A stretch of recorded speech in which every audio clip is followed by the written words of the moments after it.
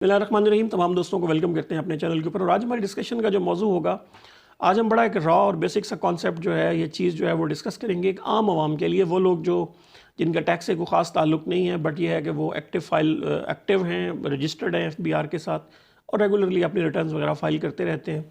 तो ऐसे तमाम अफराद जब भी अपनी रिटर्न्स भरते हैं तो रिटर्न के बाद जो अगला मसला होता है वो ये है कि रिटर्न फ़ाइल करने के बाद नेक्स्ट 5 ईयर्स के अंदर उनको किसी किस्म का जो नोटिस है वो इशू किया जा सकता है। ये नोटिस जो है वो काफ़ी टाइप्स के हो सकते हैं।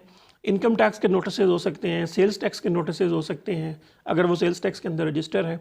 तो आज हम एक जेनेरिक जो है वो बात करेंगे कि अगर आपको नोटिस आता है तो नोटिस आने के बाद क्या पैनिक हो जाना चाहिए, या नोटिस के अंदर जो आपके ऊपर इल्ज़ामात या एलिगेशंस लगाए गए हैं FBR की तरफ से वो ठीक है। तो बात यह है कि देखें, नोटिस जब आता है तो ये आपका जो कमिश्नर है या उसके अंडर स्टाफ है या कोई डायरेक्शंस आती हैं हेडक्वार्टर की तरफ से, अगर आपको इस तरह नोटिस इशू होता है तो वो नोटिस जो है वो एक रॉ फॉर्म है, वो एक अंडरस्टैंडिंग है उस इदारे की जो आपके ऊपर जो है वो एलिगेशंस जो हैं वो लग रहे हैं।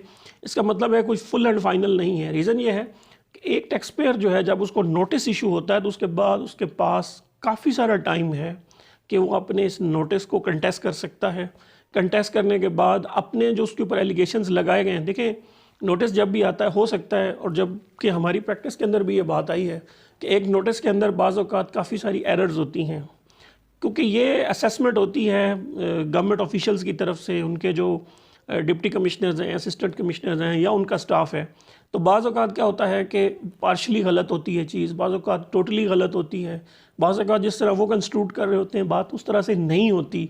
और बाज़ औक़ात ये होता है कि उनके यहाँ कुछ या आपकी रिटर्न फाइल करते हुए उसके अंदर कोई कमी रह जाती है जिसके ऊपर आपको नोटिस आता है। अगर वो अपनी कमी पूरी कर देते हैं, रिकॉर्ड प्रोवाइड कर देते हैं, उसकी जस्टिफिकेशन प्रोवाइड कर देते हैं, तो आपके ख़िलाफ़ जो मामला है ये काफ़ी हद तक जो है ये नॉर्मलाइज भी हो सकता है। तो बात करने का मकसद ये है कि जैसे ही नोटिस आए पैनिक नहीं होना चाहिए, बट ये है कि यस उसको सीरियस लेना चाहिए। क्यों? क्योंकि सबसे पहली बात यह है कि आप देखेंगे कि उसके अंदर देखना ये होगा कि आपके ऊपर एलिगेशंस कौन से हैं, वो कौन से सेक्शन के अंडर है, क्या आपसे कोई इन्फॉर्मेशन रिक्वायर की जा रही है, कोई रिकन्सिलिएशन प्रोवाइड की जा रही है, या आपसे कोई मज़ीद डाटा या क्लैरिफिकेशन मांगी जा रही है। तो अगर आप फ्रंट पे आप प्रोवाइड कर देते हैं तो आपका जो मसला है वो हल हो सकता है। दूसरी चीज़ ये होती है कि बहुत से लोग नोटिस का रिप्लाई नहीं करते। अब ये इसी तरह ही है कि आप कबूतर की तरह आप अपनी आंखें बंद कर रहे हैं लेकिन जान नहीं छूटेगी। ज़ाहिर है जब आपके ख़िलाफ़ कोई किसी सेक्शन के तहत कोई नोटिस इशू हुआ है तो बेहतरीन उसका तरीका यही है कि आप उसका जो लीगल तरीके से दे सकते हैं आप उसका जवाब दें। अगर आपको ख़ुद थोड़ी सी टैक्स की नौ हाउ है तो आप ख़ुद जाके रिस्पेक्टिव कमिश्नर, रिस्पेक्टिव RTO से जाके मिल लें।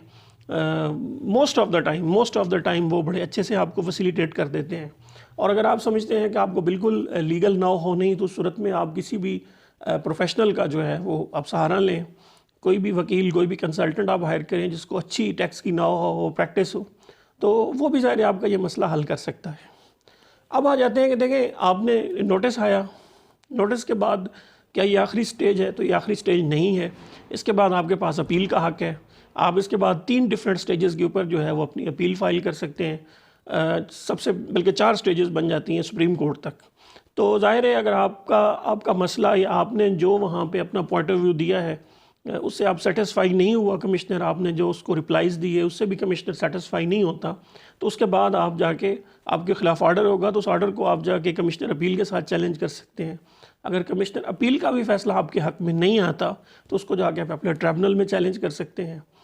अगर आप समझते हैं कि अपने ट्रिब्यूनल ने भी पॉइंट ऑफ लॉ के ऊपर आप सेटिस्फाई नहीं है तो उसको आप 90 डेज़ के अंदर आगे हाई कोर्ट, और देन अगर हाई कोर्ट में भी कोई इशू आता है तो उसको आप सुप्रीम कोर्ट तक ले जा सकते हैं। तो इससे आप देख ये सकते हैं बड़े क्लियरली कि जब भी नोटिस आता है तो नोटिस के बाद आगे काफ़ी सारे लिटिगेशंस के मराहिल हैं। ऐसा नहीं है कि आपके ख़िलाफ़ अगर नोटिस है और उसमें से 50 लाख रुपए की डिमांड बना दी गई है तो वो करेक्ट है। बात यह है कि आपको भी वक्त मिलेगा, आप अपना पॉइंट सामने रख सकते हैं, आप अपनी जो वेरिफिकेशंस हैं, कैलकुलेशंस हैं, रिकन्सिलिएशंस हैं, सपोर्टिंग डॉक्यूमेंट्स हैं, वो आप नीचे वाले स्टेज के ऊपर प्रोवाइड करके जो है वो अपनी जान वहाँ से छुड़ा सकते हैं। तो ऐसा नहीं है कि जब भी नोटिस है उसको आप बिल्कुल पैनिक कर जाएं। इसके अलावा ये है कि अगर आपके पास टाइम कम है, फ़र्ज़ करें वो आपको कहता है हफ्ते बाद आप آپ کو ہیئرنگ کی ڈیٹ ہے تو آپ اس میں جو ہے کہ انف ٹائم، ایک ایمپل ٹائم اس سے مانگ سکتے ہیں، اسے مزید ٹائم کو آگے ایکسٹینڈ کروا سکتے ہیں. بٹ جب بھی نوٹس آتا ہے، پہلی بات کہ پینک نہ ہو، دوسری بات اگر آپ کو مزید ٹائم چاہیے آپ ٹائم لیں، تیسری بات اس کو اگر آپ خود انڈرسٹینڈ کر کے پڑھ سکتے ہیں تو دیکھیں کہ اس کے اوپر ایلیگیشنز کیا ہیں اور اس کی سپورٹنگ کے اندر جو کچھ آپ پرووائڈ کر سکتے ہیں وہ وہاں پہ پرووائڈ کریں.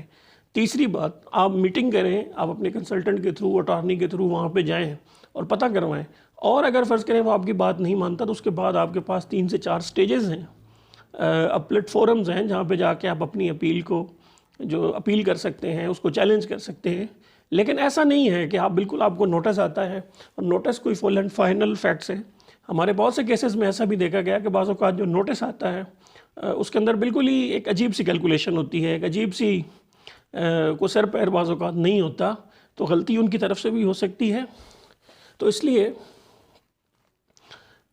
کنکلوڈ میں یہاں پہ کروں گا کہ جب بھی آپ کو کوئی بھی نوٹس آتا ہے کسی بھی سیکشن کا، وہ چاہے ود ہولڈنگ کا ہے، آڈٹ کا ہے، 122(9) میں کوئی اسپیسیفک آپ سے انفارمیشن مانگی جا رہی ہے، یا سیلز ٹیکس کا ہے، تو اس صورت میں براہ کرم اس کا دیکھیں کہ اس کی سٹیجز ہے، اس کے پاس آپ کے پاس ایمپل ٹائم ہے، آپ اٹارنی کا سہارا لے سکتے ہیں، بٹ اس کو اگنور نہ کریں جب تک کہ وہ کسی قسم سے وہ جو نوٹس ہے وہ فنالٹی گین نہیں کرتا. اس حوالے سے اگر آپ کا کوئی سوال ہے میں نیچے کمنٹس میں لکھیے. ویڈیو پسند آتی ہے لائک کیجیے، شیئر کیجیے. آپ کا اور آپ کے وقت کا بہت بہت شکریہ.